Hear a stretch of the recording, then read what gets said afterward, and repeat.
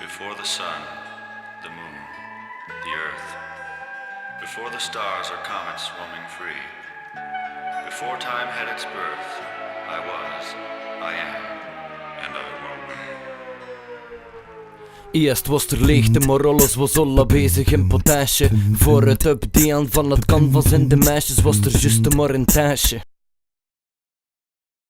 De tit stond eventjes stille en de ruimte aan nog nergens een begrijzing in de grote diepe boters. De kroon kwam al later en vandoor het geboren kwam de archetype vader. En het wat later werd het vrouwelijke vervoerd en daarmee de drie piloren toegewezen aan de awesome. De bovenste triade, het eerste dualisme, het laatste, de Tartarus is juist hem op blokkade.